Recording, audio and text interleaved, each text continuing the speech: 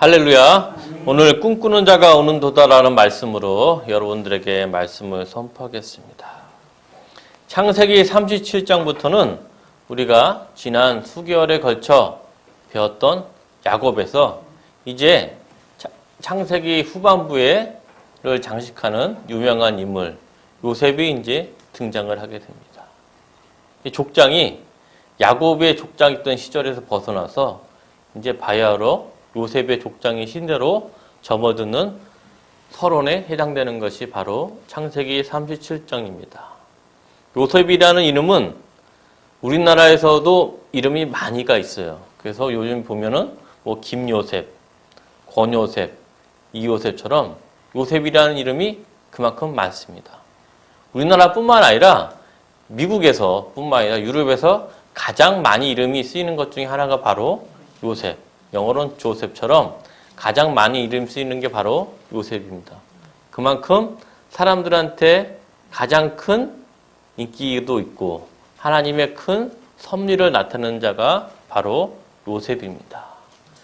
요셉이 시작해서 요셉이 죽음으로 창세기 50장이 마무리가 될 만큼 요셉은 창세기 후반부에 있어서 중요한 인물이자 하나님의 섭리가 무엇인지를 깨닫게 해주는 큰 사건을 겪게 됩니다. 오늘 초반 시작하는 요셉의 서론에 있어서 창세기 37장 1절이 이 배경이 있는데 한번 다 같이 봉독해 보겠습니다. 창세기 37장 1절입니다. 시작. 야곱이 가나안 땅 곧 그의 아버지가 거룩한 땅에 거주하였으니. 여기 보면 야곱이 드디어 가나안 땅, 그의 아버지가 거류한 땅에 거주하였더니라고 나옵니다. 다시 말하면 이 야곱이 방황하고 힘든 세월이 이제 좀 넘어서 그나마 경제적으로나 가정적으로나 안정을 취하고 있다는 것이 바로 알 수가 있습니다. 그래서 37장 1절에 보면 땅에 거주하였다 이렇게 보면서 안정이 됩니다. 근데 인생이라는 것이 참 예상할 수 없는 게 뭐냐면 뭐가 안정되는가 싶하면서 또 다른 사건이 일어나는 게 바로 우리 인생사입니다. 그래서 인생사는 어떻게 될지가 모릅니다. 좋은 일이 있으면 나쁜 일이 있고 또 나쁜 일 속에서 좋은 일이 있기 때문에 37장 1절에 보면 야곱이 드디어 이제 노년에 편안하게 삶을 지내려고 계획을 하고 또 땅에 거주해서 그 어려웠던 이제 시련에서 벗어나서 가정적으로나 경제적으로 안정을 취하는 배경을 볼 수가 있습니다. 근데 중요한 건 뭐냐면 우리가 경제적으로나 가정적으로 안정이 취하는 것도 중요한데 중요한 건 뭐냐면 하나님과의 교제가 바탕이 돼야 됩니다. 하나님과의 교제가 바탕이 되지 않아서 취하는 안정은 불씨를, 후환을 낳을 수가 있습니다. 중요한 건 뭐냐면 창세기 37장에서는 야곱이 하나님을 위해 예배드리는 즉 제단을 쌓았다는 얘기가 전혀 나오지가 않습니다. 야곱의 마지막으로 하나님께 예배를 드린 게 언제냐면 창세기 35장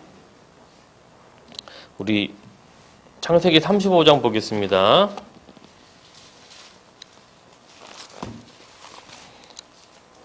(37장이) 나오기 전에 야곱이 마지막으로 제단 드린 게 언제냐면 창세기 35장 7절입니다. 창세기 35장 7절. 창세기 35장 7절 찾으셨습니까? 시작. 그가 거기서 제단을 쌓고 그것을 엘베델이라 불렀으니 이는 그의 형의 낯을 피할 때에 하나님이 거기서 그에게 나타나심이었더라. 창세기 35장 7절에서 베델에서 하나님의 명령대로 야곱이 제단, 하나님이 예배를 드린 후에 그 뒤로 제단을 쌓았다는 얘기가 나오지가 않고 있어요. 37장 1절에서 아버지가 거류한 땅에 거주를 하였는데 제단을 쌓았다는 얘기가 나오지가 않아요. 여러분 35장 7절에 나온 다음에 야곱이 하나님께 제사를 드렸다는 게 언제 나오는지 아십니까? 35 플러스 11은 뭐죠? 46이죠? 46장에 가야지 하나님의 제사가 나옵니다. 자, 볼까요? 창세기 46장 1절 한번 보겠습니다. 창세기 46장 1절 찾으셨습니까? 다 같이 봉독하겠습니다. 이스라엘이 모든 소유를 이끌고 떠나 브엘세바에 이르러 그의 아버지 이삭의 하나님께 희생 제사를 드리니 무려 35장 7절부터 46장 7절까지 다시 말하면 그 무려 11정일에 이르는 날 동안 제사가 등장하지가 않아요. 야곱이 하나님을 경험했고 또 하나님은 대면하고 씨름하여 겨루어 이겨서 야곱의 이름이 뭐로 변했죠? 이스라엘로 변함에도 불구하고 35장부터 46장까지 그 사이에는 야곱의 제사가 등장하지가 않아요. 약간 좋은 징조가 아니죠. 하나님과의 교제가 야곱에서 늘어나지가 그렇게 어렵고 베델에서 그런 경험을 했음에도 불구하고 나타나지가 않는데 중요한 건 뭐냐면 야곱의 이름에도 또 알 수가 있습니다. 야곱의 이름.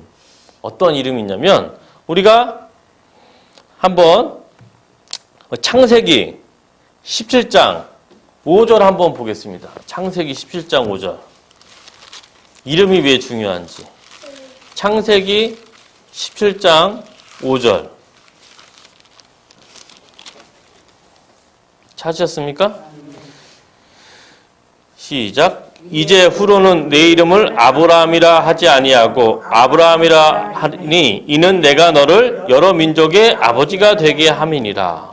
17장 5절에서 아브라함이 아브라함으로 이름 변한 뒤로 그 이후로는 아브라함의 이름이 저 전부 다 뭐라고 나왔냐면 아브라함으로 나와요. 아브라함의 신앙이 계속해서 하나님과 동행함을 알 수가 있는 반면에 오늘 본문 읽었던 37장 1절부터 20절 보면 37장 1절부터 2절은 야곱이 나오는데 37절 3절에는 이스라엘로 나오고 37장 13절 이스라엘, 37장 14절 이스라엘 나오고 또 37장 후반에 가면 또 야곱으로 나옵니다. 아브라함과 비교해서 굉장한 많은 차이가 나요. 아브라함은 창세기 17장 5절에서 하나님을 만나고 이름을 열국의 아비 아브라함으로 바뀐 이유는 계속 성경에 아브라함으로 적혀있는 반면에 야곱은 오늘 읽었던 37장에서 야곱이라고 불렸다가 이스라엘로 불렸다가 또 야곱으로 불렸다가 이런 패턴이 창세기 49장까지 이어집니다.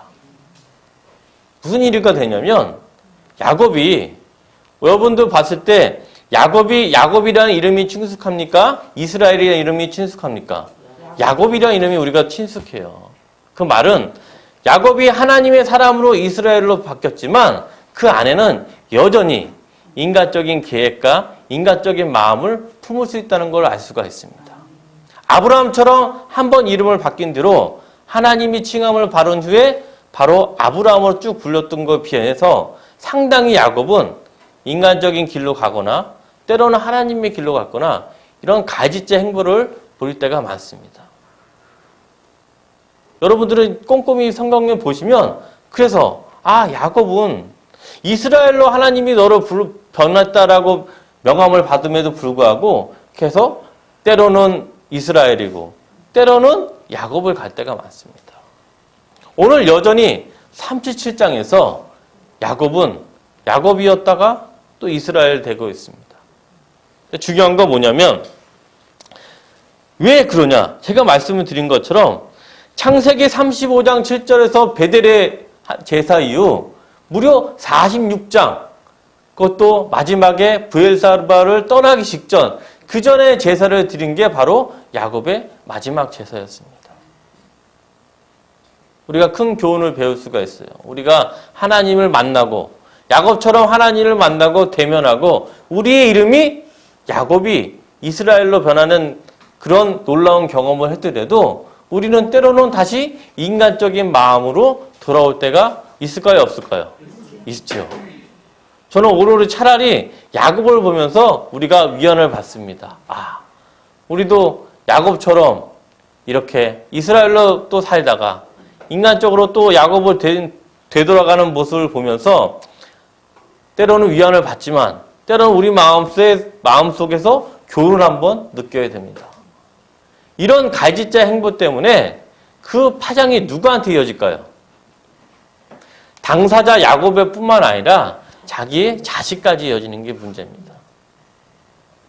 우리가 나비 효과라는 게 무서우냐면 자기 행동이 자기에까지 영향을 미치면 상관이 없는데 자기 후손까지 영향을 미치면 그거는 큰 패착이 될 수가 있습니다.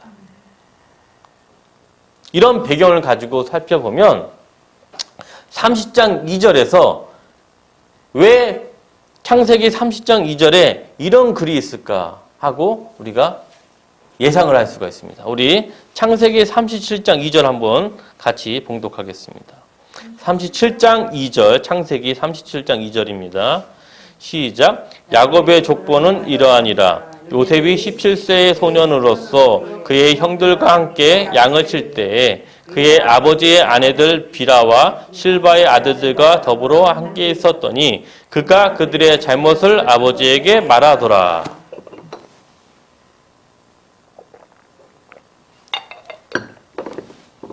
본문 37장 2절에서 야곱의 족보가 나오는데 중요한 것은 야곱의 족보에서 장자가 제일 먼저가 나와야 되는데 오늘은 장자가 나오지 않고 누가 먼저 나오죠?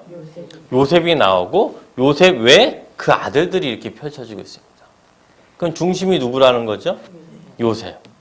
물론 이 이야기는 요셉이 앞으로 펼쳐질 요셉 이야기에 대해서 서론을 하기 위해서 나타났지만 또 하나의 교훈이 있습니다. 왜 요셉이 먼저 나올까? 여기 보면 중요한 단서가 있는데 요셉이 어떤 행동을 했냐면 후반절에 보면 더불어 함께 있었더니 그가 그들의 잘못을 아버지에게 말하더라. 요셉이 누구의 잘못이죠? 형들의 잘못을 아버지에게 말하더라 이렇게 나왔는데 히브리 언어에 보면 여긴 잘못 이렇게 있지만 히브리 언어에 보면 악한 행동들을 아버지에게 말하더라 이렇게 나왔어요. 하나의 잘못이 아니고 그것도 악한 사악한 행동들을 아버지에게 말하더라. 다시 말하면 요셉 외에는 나머지 형들은 다 사악한 행동을 저질렀다가 나오는데 우리가 알고 있는 단순히 잘못이 아니고 이거 똑같은 비유가 찾아보면 그 형들이 얼마나 큰 잘못을 했는지 알 수가 있습니다. 한번 볼까요? 히브리 언어 동일한 언어입니다. 우리 창세기 6장 5절 말씀.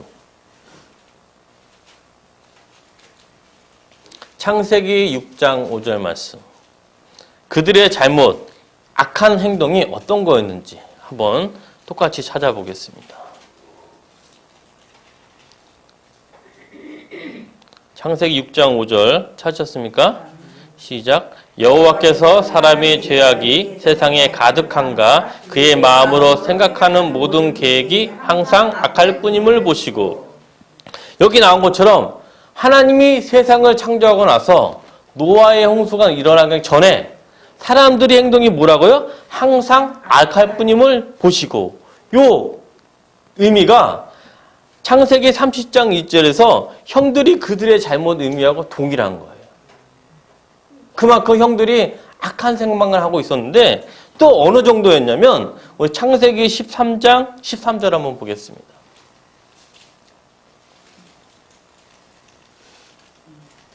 창세기 13장 13절 말씀 찾으셨습니까? 시작. 소돔 사람은 여호와 앞에서 악하며 큰 죄인이었더라. 이러한 행동을 누가 했냐? 요셉의 형들이 저지른 거예요. 그래서 요셉이 맨 앞에 나올 수밖에 없어요. 나머지 형들은 창세기 6장 5절과 창세기 13장 13절처럼 여호와 앞에서 악하고 죄인이었기 때문에 그런 행동들을 저질렀기 때문에 요셉을 앞세울 수밖에 없습니다. 물론 야곱이 보기에 자기가 사랑하는 누구죠? 야곱의 사랑하는 여자 라헬의 아들이기 때문에 요셉을 더 좋아할 수밖에 없는데 요셉의 행동을 보니까 싹수가 있다 없다? 있다. 아, 역시 라헬의 여자는 다르구나. 형들 보니까 저놈들 보니까 오로지 악한 행동만 알고 어떻게 하면 죄 짓는 행동만 하는 저놈들보다 요셉이 그나마 제일 낫구나 역시. 그래서 아버지는 요셉을 원래 사랑하는데 더 사랑할 수밖에 없어요. 더. 근데 중요한 건 뭐냐면 이 잘못이 이 아들들에게 있습니까? 아버지에게 있습니까? 아버지에게 있죠. 모든 잘못은 사랑이 무슨 색이죠? 내리사랑이라는 말이 있잖아요. 마찬가지로 악도 내리적으로 이어져요. 왜? 일단은 야곱이 하나님께 드린 제사의 모습을 아들들에게 진실한 모습을 보인 적이 별로 없었어요. 왜? 그렇죠. 또 하나가 뭐냐면 제가 지난주에 설교에 말씀드린다시피 야곱이 가나안 땅에 와서 봐도 베델로 갔나요? 세겜에 있었나요? 세겜에 몇 년이요? 10년 있었어요. 10년.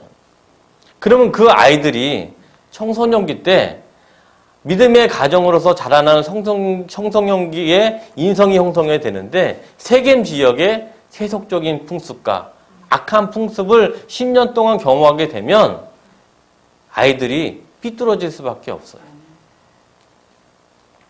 근데 삐뚤어지는 정도가 야곱의 아들들은 매우 심했어요. 근본적으로 야곱의 가정사는 부인이 여러 명이기 때문에 집안이 바람 잘 날이 없을 뿐만 아니라 또 그 상태에서 세겜의 문화와 세겜의 문화 속에서 야곱에 드리는 하나님과 교제하는 마음을 볼 수가 없었기 때문에 아들들이 점점 삐뚤어지게 됩니다. 그래서 얼마나 삐뚤어졌냐면 그 대표적인 예가 창세기 34장 31절 한번 보겠습니다. 세겜에 10년 뒤 있을 때 야곱의 아들들이 얼마나 삐뚤어졌는지 창세기 34장 31절 찾으셨습니까? 시작. 그들이 이르되 그가 우리 누이를 창녀같이 대우함이 옳으니까. 야곱이 시므온과 레이를 너희들의 경솔한 행동 때문에 우리 집안 전부 다 몰살당하게 당했다 책망할 때 보통 사람들 같으면 아버지 죄송합니다. 잘못했습니까? 이러는 반면에 이건 엉뚱하게 시므온과 레이가 야곱한테 오히려 맞대응을 합니다. 그러면 우리 누이를 창녀같이 대우함이 옳으니까? 그렇죠? 반항적이잖아요. 그렇죠? 그것뿐만 아니라 이게 삐뚤어진 게 불량한 게 어느 정도까지 가냐면 끔찍한 일까지 또 진화 사건이 발생하는데 우리가 창세기 35장 22절 한번 보겠습니다. 창세기 35장 22절 말씀 찾으셨습니까? 이스라엘이 그 땅에 거주할 때 루벤이 가서 그 아버지의 첩 비라와 동침함에 이스라엘이 이를 들었더라. 이제는 야곱의 아들 장자마저도 자기의 계모 비라와 동침하는 일까지 벌어집니다. 도저히 상상할 수 없는 일이 일어납니다. 이쯤 되면은 아버지의 말씀이 집안에서 통할까요? 안 통할까요? 안 통해요. 그래서 37장 2절에 그런 잘못을 아들들이 저지를 수밖에 없습니다. 그런 의미를 읽으면서 우리 창세기 37장 2절 한번 다시 한번 읽어보겠습니다. 시작. 야곱의 족보는 이러하니라. 요셉이 17세의 소년으로서 그의 형들과 함께 양을 칠 때에 그의 아버지 아들들 비다와 실바의 아들들과 더불어 함께 있었더니 그가 그들의 잘못을 아버지에게 말하더라. 요셉이 그나마 온전한 요셉이 그들의 잘못을 말할 수 있도록 계속 잘못을 들을 뿐이에요. 중요한 건 뭐냐면 야곱의 잘못을 들은다고 해도 야곱의 훈계에게 이들 자식들에게 이렇게 먹힐까요? 전혀 먹히지가 않아요. 왜? 집안도 원래 문제가 있지. 그렇다고 예배와 제사가 함께하는 것도 아니죠. 그리고 또 세겜 지역, 유흥가 지역에서 무려 몇 년이 있었어요? 10년이 있었어요. 그러면 아이들이 잘 되는 게 오히려 이상하지 않습니까? 이런 지금으로 말하면 막장 가족화된 게 바로 야곱의 가정이었습니다. 야곱의 가정. 그래서 야곱이 보기에 우리 집안의 희망은 지금 누구뿐이 없어요? 요셉뿐이 없다. 한 거에서 바로 그런 의미가 37장 2절 안에 다 담아져 있습니다. 34장부터 35장까지던 야곱의 가장사의 배경이 37장 2절에서 이렇게 조명하듯이 나오고 있습니다.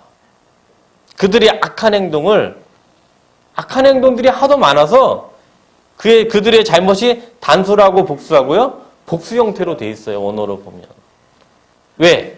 소돔과 고모라처럼 그리고 노아 일어나기 사람들처럼 항상 악만 생각하기 때문에 이런 중에서 그나마 이런 죄악된 세상 중에서 그나마 빛이 되는 게 누구예요? 요셉이었습니다. 이런 배경을 알아야지 형들이 앞으로 요셉에게 하는 행동을 이해할 수가 있어요. 이런 배경을 이해하지 못하면 도저히 우리 일반적인 관점으로는 이 현상을 알 수가 없습니다. 그렇지 않습니까? 아무리 이복 형제라도 그러한 비참한 행동을 할 수가 없지 않습니까? 중요한 건 뭐냐면 37장 3절 이러한 배경 속에서 아버지 야곱이 또 경륜 있는 행동을 해야 되는데 여전히 모자란 행동을 또 하게 됩니다. 창세기 37장 3절 시작. 요셉은 노년에 얻은 아들이므로 이스라엘이 여러 아들들보다 그를 더 사랑함으로 그를 위하여 채색옷을 지었더니. 물론 형들이 말하지 않아도 야곱이 누굴 더 사랑한다? 요셉을 더 사랑한다는 걸 말하지 않아도 알까요? 모를까요? 알아요. 근데 거기다가 더 좋은 옷을, 채색옷은 단순히 색깔이 있는 옷이 아니고 비단 옷이고 색깔이 중요한 건 뭐냐면 이거는 관리자가 입는 옷이에요. 관리자, 그 다음에 지휘자가 입는 옷이에요. 다시 말하면 채색 옷이 있다는 게 아니고 형들이 동생을 관리하면 모양이 보기 좋습니까? 나쁩니까? 형들이 동생을 해야지 모양새가 좋잖아요. 근데 오히려 11번째 아들, 사실상 막내인 요셉이 형들을 관리하게 되는데 이게 집안이 가뜩이나 형들이 요셉을 꺼려하는데 결정적으로 요셉을 정말 미워하는 행태가 번질 수가 있어요. 야곱이 좀 지혜로웠다면은 현명하게 할 수가 있는데 결정적인 불찰을 저지르는 게 바로 37장 3절입니다. 야곱이 이스라엘다운 행동입니까? 야곱다운 행동입니까? 야곱다운 행동을 또 펼쳤습니다. 그래서 37장 4절에 보면 그의 형들이 아버지가 형들보다 그를 더 사랑함을 보고 그를 미워하여 그에게 편안하게 말할 수 없었더라. 왜? 지금 관리자가 누가 됐어요? 장자가 아니가 요셉이 되니까 더 불편한 거예요. 원래 이복 형제끼리도 불편하잖아요. 차라리 아버지가 달라도 어머니가 같으면 형제가 있는데 이복 형제는 원래 불편할 수밖에 없어요. 그런 성에서 지금 제가 드렸던 배경 속에서 채색옷까지 입혔으니 형들은 요셉이라 하면은 경기를 일으킬 수가 있어요. 제가 또 우리가 어디 이 형들이 설기왕성한 청년이기 때문에 때로는 요즘 말로 호프집도 갈 수 있고 클럽도 갈 수 있잖아요. 일일이 다 누가 보고 있어요? 요셉이 다 보고를 하면 그러면 형들이 얼마나 미워하고 있겠습니까? 그렇죠. 이해되시죠? 근데 중요한 게 뭐냐면 이러한 분위기에서 요셉이 아직 몇 살이죠? 17살이면 눈치가 있을까요? 없을까요? 눈치가 없죠. 눈치라는 게 참 나이를 먹은다고 또 눈치가 있는 게 아니잖아요. 그런 더군다나 17살의 청년이기 때문에 이거를 형들에게 말할 때 자랑 삼아 또 얘기하고 완곡하게 얘기한 게 아니고 직선적으로 얘기하기 때문에 요주의 인물이 바로 요셉이었는데 또 결정적인 사건이 일어납니다. 중요한 건 뭐냐? 우리 창세기 37장 7절 한번 읽겠습니다. 시작. 우리가 밭에서 곡식단을 묶더니 네 단은 일어서고 단은 네 단을 둘러서서 절하더이다. 꿈을 꿨는데 뭐 웃음이 나오시죠? 요셉이 너무 솔직한 나머지 요셉은 정직한 소년이잖아요. 형들한테 이러는 거예요. 내가 어느 날 꿈을 꿨는데 곡식단 11개가 나한테 절을 하더이다 라고 하는 거예요. 그러면 형들이 듣고 좋아하겠습니까? 지금 관리자가 돼 있는데 그 상황에서 꿈조차 내가 성기는 꿈을 꿨으니 더 화가 날 수가 있죠. 화가 날 정도가 아니고 정말 한 대 때려 싶을 정도로 하고 있는데 그래서 형들이 어떻게 되어 있습니까? 30장 8절 한번 읽겠습니다. 시작. 그의 형들이 그에게 이르되 내가 참으로 우리의 왕이 되겠느냐 참으로 우리를 다스리게 되겠느냐 하고 그의 꿈과 그의 말로 말미암아 그를 더욱 미워하니. 원래 미워한데 성경이 보면 더욱 미워한다 라고 나옵니다. 첫 번째 꿈. 근데 중요한 게 뭐냐면 사랑하는 성도 여러분, 여러분들 꿈을 주무실 때 오늘은 이 꿈을 꾸어야 하고 꿈 꾸면 그 꿈이 이루어집니까? 안 이루어져요.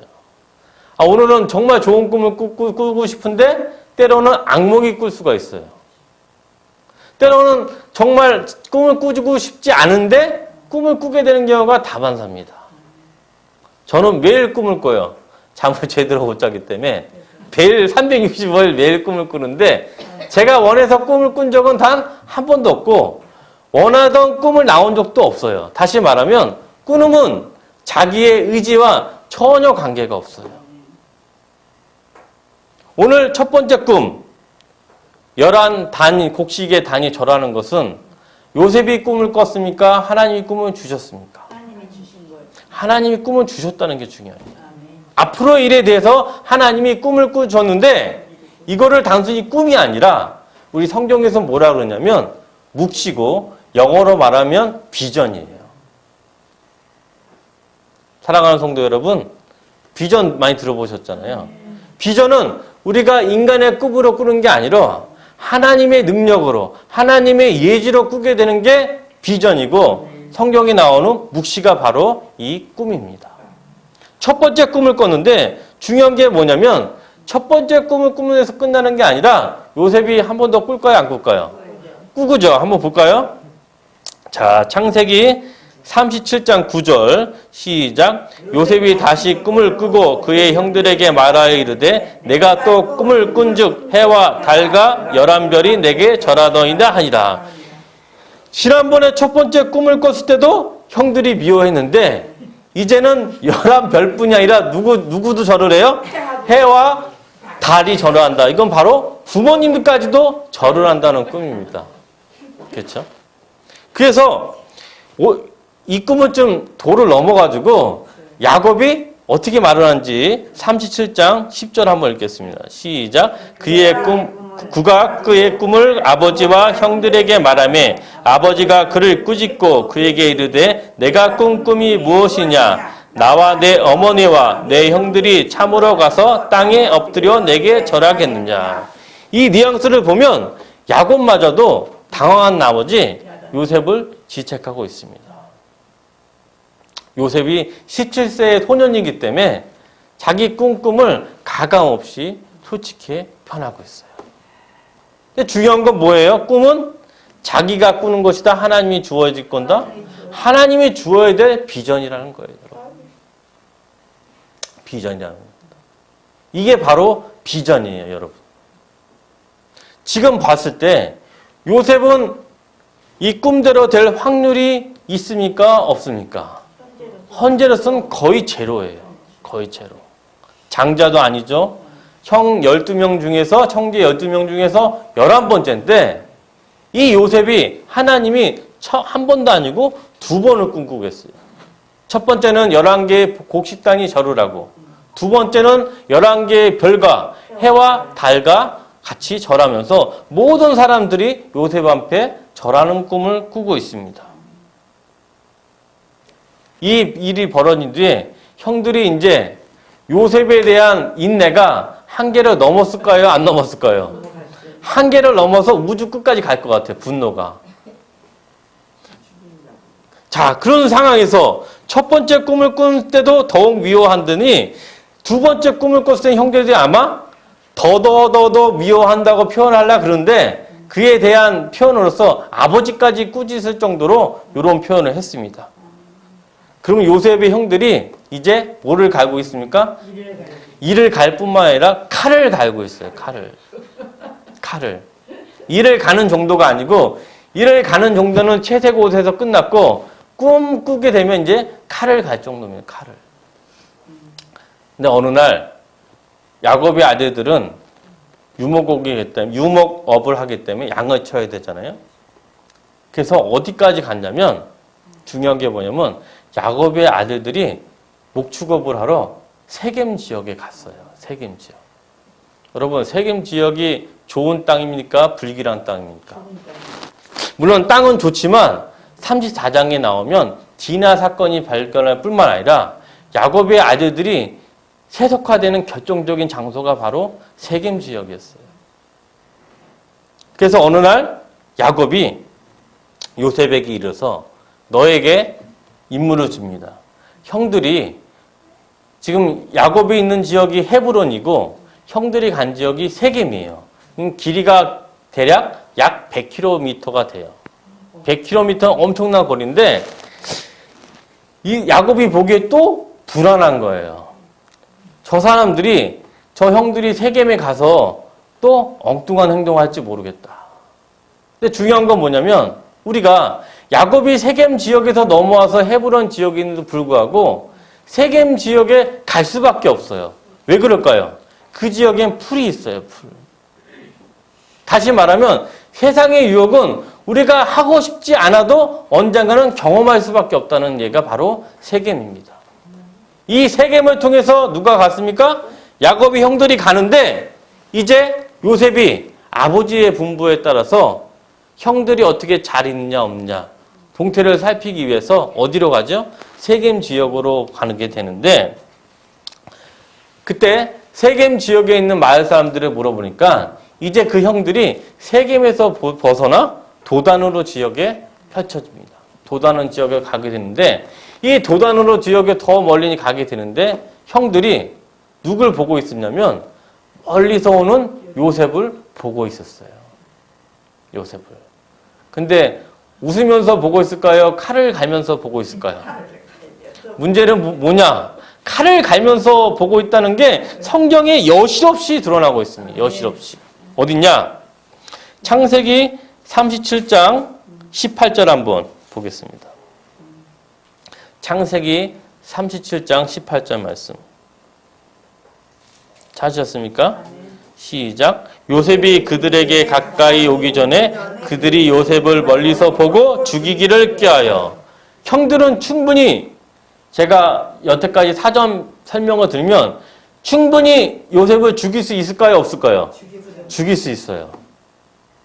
원래 37장 2절에 나온 것처럼 형들은 원래 악한 행동과 악한 생활에 익숙해졌기 때문에 죽이는 건 일도 아니고 더군다나 요셉이 채색옷을 입고 자기를 관리하고 더 모욕적인 꿈을 2번이나 들었기 때문에 당연히 형들은 요셉을 죽일 마음을 가질 수밖에 없습니다. 그래서 37장 19절에 중요한 오늘 제목이 나오는데 한번 읽겠습니다. 시작.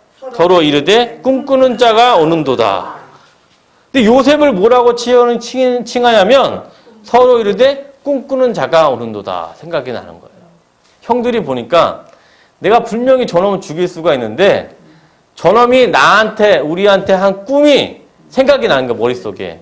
아, 저 꿈꾸는 자가 나온 게 보면 여기 되게 문학적으로 나왔지만 저 꿈쟁이 놈 오는구나. 꿈쟁이 놈 오는구나. 내가 오늘 저 꿈쟁이 놈을 내가 죽이려고 그러는데 꿈이 생각나는 거예요. 아, 그래 전에 꿈을 꿨었지? 그래서 30장 20절 한번 읽겠습니다. 30장 20절. 시작. 자, 그를 죽여 한 구덩이에 던지고 우리가 말하기를 악한 짐승이 그를 잡아먹었다 하자. 그의 꿈이 어떻게 되는지를 우리가 볼 것이라 하는지라. 이 형들도 죽이고 싶은 마음은 간절한데 보니까 꿈이 생각나는 거예요. 저놈이 나한테 우리에게 꿈을 꿨는데 저 꿈이 앞으로 이루어진지 안 이루어진지 보자 라고 형들이 궁금한 거예요. 죽이고 싶으면 죽이는데 그거보다 더 궁금한 게 있다. 뭐예요? 요셉이 준 꿈이 어떻게 이루어지나 한번 보자 하고 이야기가 마무리가 되고 있습니다. 사랑하는 성도 여러분, 제가 말씀드린 바는 단순히 꿈꾸는 자에서 끝나는 게 아닙니다. 여러분은 이미 결과를 다 아시기 때문에 요셉이 어찌 될 결과는 누구나 다 알고 있습니다. 우리 주일학교 시온이마저도 그 결과를 다 알고 있어요. 중요한 건 뭐냐면 이 꿈이 믿지 않는 사람들조차도 하나님의 꿈을 꾼 사람 보면 기대를 하고 있다는 게 중요한 거예요. 어떻게? 여러분들이 꿈이 있고 꿈을 항상 전도하면서 비전을 제시하면 믿는 사람이 아니고 믿지 않는 사람이 궁금해할 수가 있어요. 사랑하는 성도 여러분, 믿지 않는 자들이 믿는 자들이 어떻게 될지 더 궁금해요. 왜? 저 사람이 20여 년 전에 그렇게 교회 열심히 다니고 하나님과 말씀과 예배를 전했는데 과연 그들의 비전이 어떻게 될지 궁금해하는 게 누가 더 궁금해한다? 믿지 않는 사람이 더 궁금해해요. 중요한 건 뭐냐면 이 꿈이 어떻게 이루어질지 하박국 2장 3절에서 명확히 제시하고 있습니다. 하박국 2장 3절.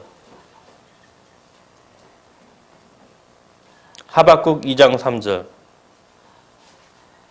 찾으셨습니까? 하박국 2장 3절입니다. 시작. 이 묵시는 정한 때가 있나니 그 종말이 속히 이르겠고 결코 거짓되지 아니하리라. 비록 더딜지라도 기다리라. 지체되지 않고 반드시 응하리라. 이 묵시가 영어로 뭐라고요? 비전이에요. 비전. 똑같은 말씀을 영어 성경 찾아가면 이 묵시가 영어로 비전으로 나와 있어요. 이 비전은 뭐라고요? 정한 때가 있느니 그 종말이 속히 이르겠고 결코 거짓되지 않고 비록 더딜지라도 기다리라. 지체하지 않으면 반드시 응한다. 하나님이 여러분에게 주신 비전은 반드시 이루어집니다. 반드시. 하박국 2장 3절에서 반드시 이루어지는데 중요한 건 뭐냐면 비록 더딜지라도 뭐라고요? 기다리라고. 제가 서두에 얘기한 것처럼 하나님의 꿈은 우리가 꾼다고 이루어지는 게 아니에요. 근데 여러분들이 말씀을 듣고 기도를 하게 되면 반드시 하나님은 여러분의 심령에 비전을 보여주셔요. 근데 비전을 갖게 되면 환희에 차고 뜨거운 성령의 인도로 말미암아 그날 밤 잠을 못 잘 수가 있어요. 그런데 비전을 갖고도 때로는 힘들 수가 있어요. 왜 그렇습니까? 하박국 2장 3절에 보면 그 언제 이루어질지 우리가 알 수 있습니까? 모릅니까? 언제 이루어질지는 오직 하나님의 때만 알고 있어요. 하나님의 때를 기다리는 것이 때로는 더디고 기다릴 수가 있습니다. 그러나 중요한 건 뭐냐? 하나님의 비전은 반드시 어떻게 된다고요? 응하리라. 하박국 2장 3절에 반드시 있지 않습니까? 하나님의 묵시, 비전은 끝에 가면 어떻게 돼요? 기다리라. 그러나 지체되지 않고 반드시 응답한다. 여러분, 사랑하는 성도 여러분, 앞으로 2개월 동안 요셉에 대해서 말씀을 드립니다. 오늘 17세에 등장한 요셉의 삶 속에서 이 묵시, 비전이 비록 더디는 경우가 많았지만 여러분도 알고 계시지 않습니까? 요셉의 삶을 통해서 때로는 감옥에 가고 때로는 종사일을 하고 그럼에도 불구하고 거둘지라도 그 꿈이 이루어집니까? 안 이루어집니까? 반드시 이루어집니다. 근데 중요한 게 뭐냐면 여러분들이 기다리는 가운데 지체할 때가 때로 있을 때 여러분들은 때로는 괴로울 수가 있어요. 비전을 갖더라도 때로는 낙심하고 때로는 좌절할 수 있습니다. 그러나 우리는 비전은 반드시 응하리다고 하박국 2장 3절에 있어요. 그러면 하나님의 비전을 이루기 위해서는 필요한 게 꼭 있어요. 필요한 게. 비전과 같이 가야 되는 게 꼭 있습니까? 그게 무엇인지 히브리서 10장 36절 한번 하겠습니다. 비전을 이루기 위해서 꼭 동행하는 게 있어야 됩니다. 히브리서 10장 36절 말씀. 히브리서 10장 36절 말씀. 시작. 너희에게 인내가 필요함은 너희가 하나님의 뜻을 행한 후에 약속하신 것을 받기 위함이라. 히브리서 10장 36절에 보면 비전이 이루어지기 위해서 필요한 건 뭐라고요? 인내가 필요합니다. 인내.